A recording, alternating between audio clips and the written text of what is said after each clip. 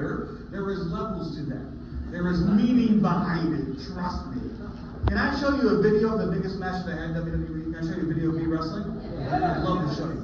Awesome. It's important to note that when I wrestle, I reach down and I pop my prosthetic leg off. Not to beat somebody with it. What's the matter with it? It's expensive.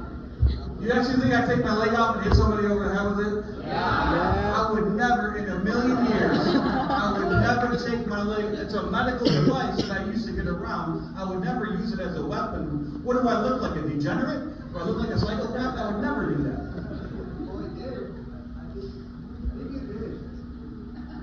Who put that up there? That's fake news. That's AI. That's AI generated. That's not me. The real reason why I take my leg off when I wrestle is because the human body is marvelous in what it can overcome and adapt to. The human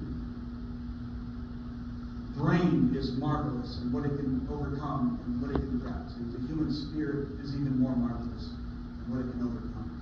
I lost my leg at 8 years old. I grew up without having a leg, trying to hop around, keeping up with my friends and playing sports with everybody else.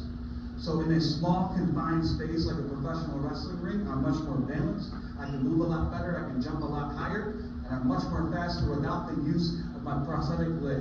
So the first thing you're going to see on the screen is me hop across the screen like a pogo stick. And then I drop kick Vince McMahon. Yeah! And then you'll see the end of the match. It's me versus the Big Show. The Big Show is 7 feet tall, 450 pounds. That's you. That's you. Here's the end of that match. That's you.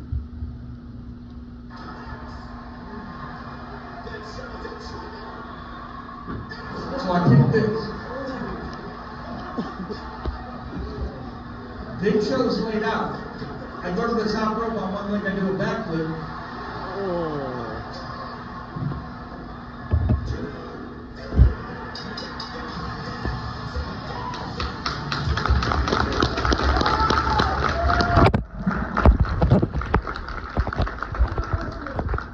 Dude, that was dope. The question is from Brian, can I do that now? Probably. So in order to answer that, Brian, I'm going to need you to lay down flat on this stage. I'm going to need Juan to find me a ladder, and we're going to see if I can do it. That was the biggest moment in my WWE career, not because it was the main event, not because it was SmackDown, not because I did a backflip off the top rope, but because of that reaction that I got from the crowd. I was shifted. I was moved. There's certain points in your life that, if you look back, turn out to be turning points. And for me, this was life-changing. And Mark Twain's quote is my favorite quote. He says it a lot better than I can. He says the two most important days of your life are the day you were born and the day you find out why. The day you were born and the day you find out why. In other words, your purpose. In other words, why are you here? In other words, the question of, am I going to be defined by what has happened to me? Or am I going to be defined by how I overcome what has happened to me? That question will be answered. And when that question is answered, that day will come and we find that we're walking in our true purpose and the whole world will open up. The whole world will open up. I realized that the crowd was reacting not because it was a professional wrestling storyline, but because they were connecting with my real story and the real message of what can happen if we never, ever, ever give up. And what can happen if we don't allow other people to define what we can and can't do. And what can happen if we develop the ability to ask for help when we struggle. This is what can happen.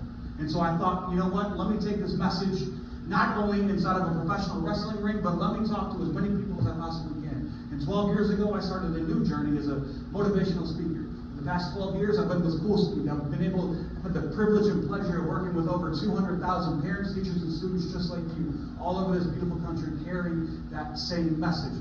And that is where my passion lies. 24 years later, I'm still a professional wrestler because I love to entertain. I love to get in the ring. I love to jump off the top rope. I love to do backflips. I love the money that it pays me, if I can be honest. But my passion lies in making an impact in the lives and the hearts of students across this country. That is what I do. That is who I am. Does that make sense? Beautiful word. I even climbed a mountain a couple of years ago. I made a promise to God, I'll go high and low.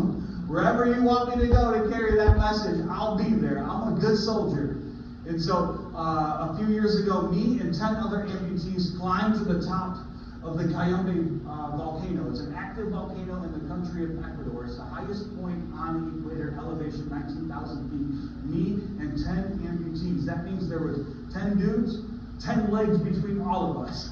That's all we had, man. And we had each other, and we dragged each other to the top of this mountain, accomplishing something together that we can't accomplish on our own. Accomplishing something together that we can't accomplish on our own. I told you that all of my victories in life were not a result of me, my talents, or my abilities, because those are limited.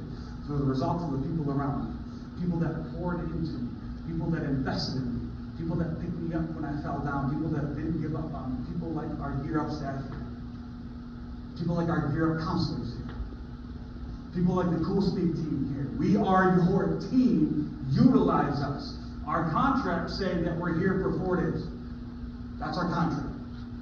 That's what the piece of paper says. But I can speak for Juan, and I can speak for Ceci, and I can speak for Donray when I say that our commitment to you doesn't end today. It begins today, and it's for a lifetime. It's for a lifetime. Reach out to us.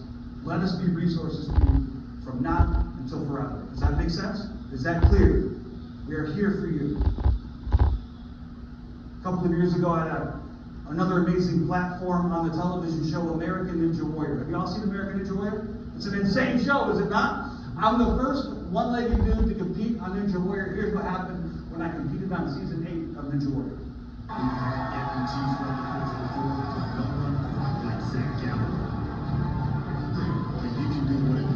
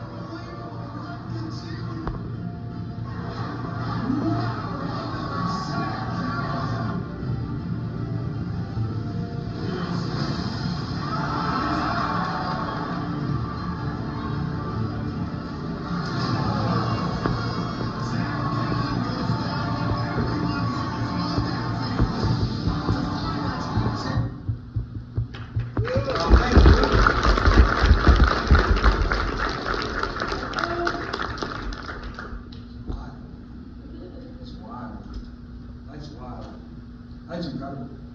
Promise you can. Promise. 20 million people tuned in that week to watch their run. It was the highest rated run on season 8 of American Ninja Warrior. And the reason why I think it was so well received or watched or resonated with an audience is because the same reason why they reacted so strongly when I did the Big Show all of those years ago in a WWE ring. They connected with the message and they connected with the story about what can happen. About what can happen. About what can happen if we don't allow ourselves to be defined by what has happened to us. If we define ourselves by our ability to overcome what has happened to us. What can happen if we develop the ability to reach out and ask for help when we struggle, because we're all going to struggle because life is hard. I don't care who you are. What can happen if we develop enough humility to receive help and turn that help into action? And what can happen if we reach back and help somebody else out who's just starting on their path? This is what can happen. Can I show you my greatest victory before I'm done here? Before I turn it back over? I told you that this is the last picture that I have of my father. That's true.